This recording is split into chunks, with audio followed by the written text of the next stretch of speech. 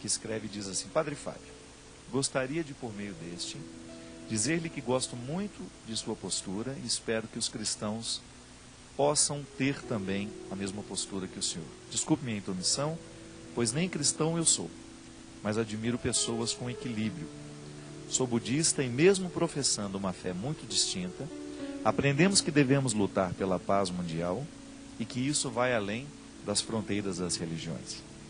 Já dialoguei com representantes de igrejas batistas, metodistas, de centro espíritas, Seixonoye, sheiks muçulmanos, entre outros, e acho que temos que colocar o respeito e a harmonia entre as pessoas acima das diferenças, pois muitas dessas pessoas são nossos vizinhos, colegas de trabalho e até mesmo familiares. Recitarei nossa oração budista com muita sinceridade do fundo do coração, para que essa luz presente em você siga iluminando a todos. Muito obrigado, meu querido. Aceito o seu carinho, sua oração, sua prece, né? E aproveito do seu e-mail para poder comentar um assunto que foi muito recorrente ao longo desses últimos 15 dias, que foi justamente o meu encontro com a pastora Ludmila Ferber no programa do Fausto Silva, que aos olhos de muitos, né, graças a Deus, a grande maioria viu com muito bons olhos o que aconteceu, aquele momento em que nós estávamos juntos num programa de televisão de tanta repercussão. Eu gostaria de dizer que o principal ponto que nós precisamos ter claro dentro de nós é que o nosso amor a Deus precisa ser proporcional, o amor que nós temos a Deus precisa ser proporcional, o respeito que nós temos aos homens, à humanidade, precisa ser proporcional ao amor que nós temos a Deus. Isso é um equilíbrio importantíssimo. Seja qual for a sua religião, que o amor que você tem a Deus se desdobre em respeito à humanidade. Porque se a gente começa a pensar e agir dessa forma, se o nosso amor a Deus está devidamente equilibrado com respeito aos homens e às mulheres, né, à humanidade de maneira geral, nós certamente seremos um religioso equilibrado. Onde é que está o desequilíbrio? Quando o nosso amor a Deus fica infinitamente superior ao respeito que nós temos à humanidade. Ou então, quando o nosso respeito à humanidade fica infinitamente superior ao amor que nós temos a Deus. Aí há um desequilíbrio. Eu posso viver uma religião sem Deus, ou posso viver um Deus sem religião. Porque qual que é o grande objetivo da religião? É equilibrar o nosso coração para que nós tenhamos uma experiência mística que nos coloque numa postura mais equilibrada na história. Isso, minha gente, a palavra nos diz de maneira muito interessante, né? Pelos frutos conhecereis a árvore. É verdade. Se a gente começa a analisar quais são os frutos que a nossa religião está provocando dentro de nós vamos começar a avaliar com um pouco mais de sinceridade a qualidade da religião que nós professamos. Eu não consigo admitir que o meu amor a Deus possa se transformar em ódio e vingança no contexto humano.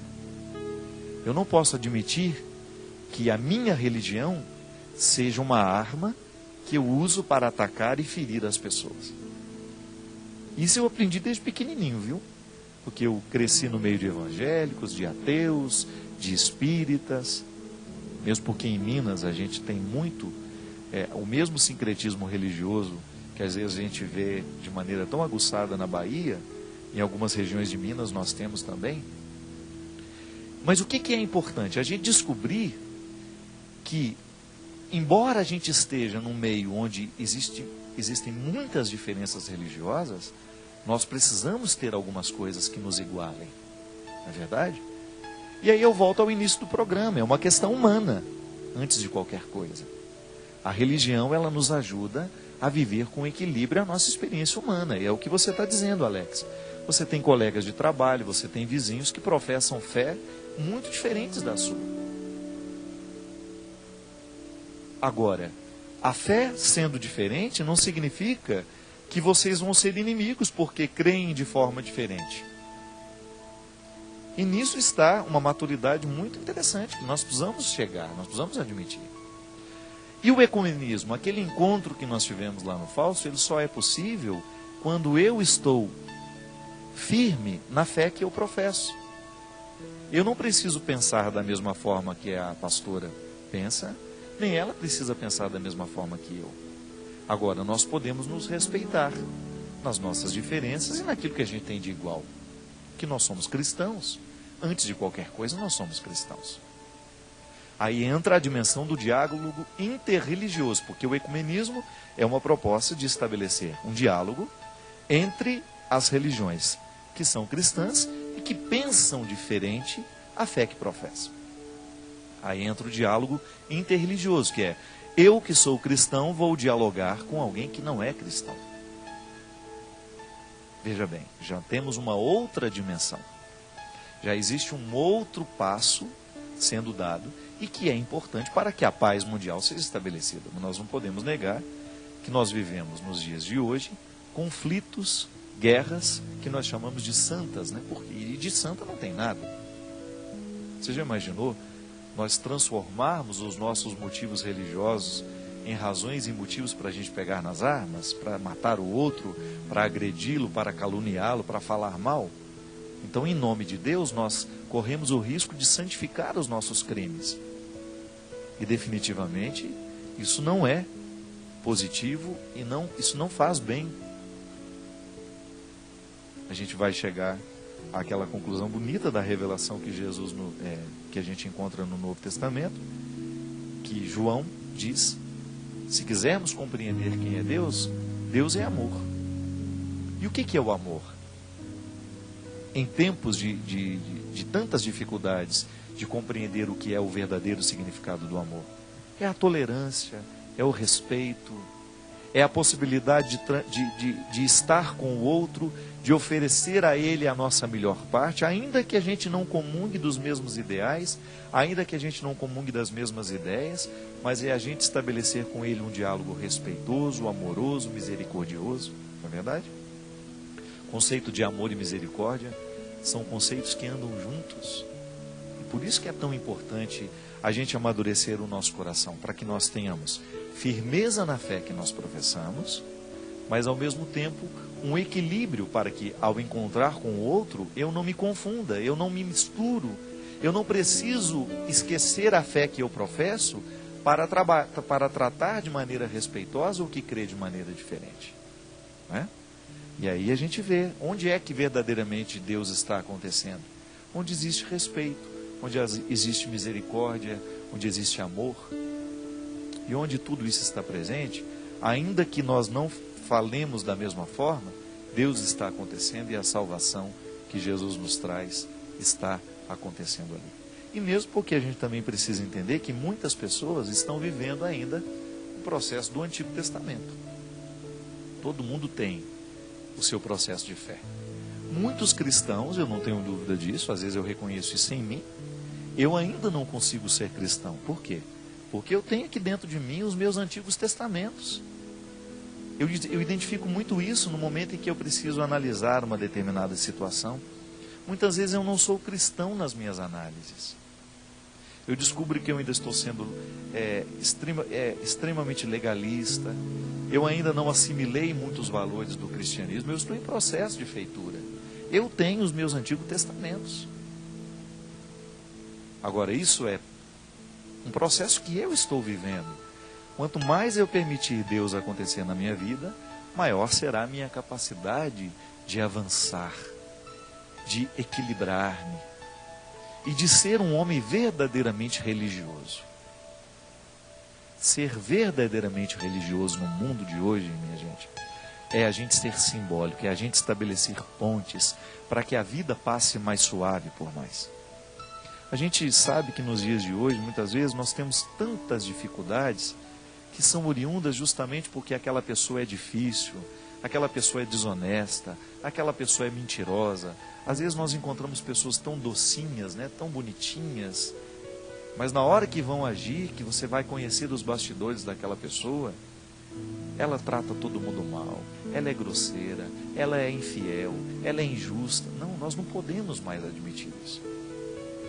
O meu compromisso com o mundo é, antes de qualquer coisa, fazer com que o meu coração seja um lugar por onde a vida possa passar com mais leveza. se eu vivo com mais leveza, se eu internalizo os valores que a minha religião está me propondo, eu automaticamente não, porque nada é automático na vida, né? Eu naturalmente, melhor dizendo, eu vou me conduzindo para um processo de ser um lugar onde o outro pode encontrar este mundo melhor. Porque onde é que está esse mundo melhor que nós tanto queremos? Está em mim, está em você, está no outro, mas nós precisamos fazê-lo acontecer. E a partir do momento que com Jesus eu me comprometo, eu vou encontrar aquele que não crê em Jesus e recebê-lo com o mesmo amor. E aquele que não crê em Jesus, mas que também está comprometido com este mundo melhor, vai me receber, vai me escutar, vai me perceber diferente, mas ao mesmo tempo vai ter comigo este compromisso de ser um lugar suave, amoroso, misericordioso. Porque é interessante isso. Mesmo que mude a profissão de fé, as religiões estão sempre comprometidas com amor, com a paz, com o equilíbrio, com a justiça, com a verdade. E isso precisa nos unir, não é verdade? Então, ao invés de ir lá para a internet, meter o pau, falar mal dos que pensam diferente de mim, eu vou para ser um sinal de amor, um sinal de misericórdia, assumir uma postura de comprometimento.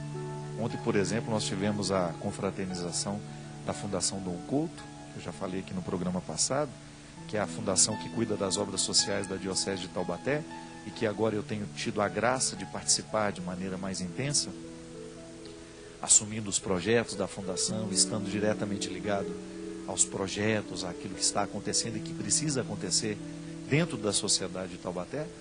Eu fiquei olhando para aquelas pessoas que estavam ali, são tão diferentes de mim, mundos diferentes, opções diferentes de vida, mas todo mundo comprometido com o trabalho. Isso é muito interessante, a gente identificar que aquelas pessoas, muito embora sejam diferentes, elas estão comprometidas com o mesmo amor. Se a gente for ver, quem ali tem fé maior que o outro, quem ali acredita mais em Deus, não é possível medir. Quem ali é mais fiel a Deus ou menos fiel, quem é mais santo, quem é menos santo, não temos como analisar isso. Mas ali existe um fato que é determinante para a gente poder descobrir o quanto que Deus já aconteceu no coração de um, ou quanto que deixou de acontecer no coração do outro, que é o comprometimento com a vida. Sabe, a gente ter sensibilidade de olhar para o que sofre, de fazer alguma coisa por ele, de olhar para o ambiente que nós estamos trabalhando. Você mesmo disse, Alex, olhar para o seu ambiente de trabalho e pensar, o que eu posso fazer para esse ambiente ser melhor? Que atitude minha está prejudicando o meu ambiente de trabalho? Porque às vezes nós fazemos conscientes. Às vezes nós enterramos o processo. Às vezes nós somos um entrave na vida, seja dentro da nossa casa, seja dentro do nosso ambiente de trabalho, seja com os nossos amigos. E aí de repente você descobre que a sua religião precisa lhe motivar a modificar isso. É verdade. Se eu estou comprometido com alguma fé, se eu estou comprometido em acreditar em Deus, eu preciso modificar a minha atitude aqui. Eu não vou ser mais essa pessoa ranzinza, eu não vou ser essa pessoa autoritária, difícil, eu não vou ser essa pessoa grossa que eu estou sendo, mas eu vou modificar a minha atitude, porque eu sei que modificando a minha atitude, o mundo começa a ficar mais suave para mim e para aqueles que estão situados ao meu redor. Isso é religião. Isso é o efeito benéfico de uma religião.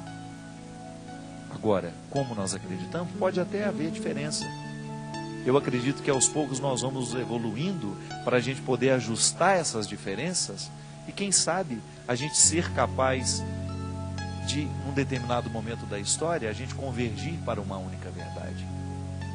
Agora, enquanto isso não acontece, eu preciso acelerar esse processo de Deus na minha vida e não tenho dúvida disso. Pode ser que eu esteja errando radicalmente contra aquilo que eu me comprometi. E pode ser que eu esteja santificando este meu erro, impedindo os meus olhos de perceberem que, ao invés de ser simbólico, eu estou sendo diabólico. E o pior, em nome de Deus. Porque o que é diabólico, em nome de Deus, ele fica protegido.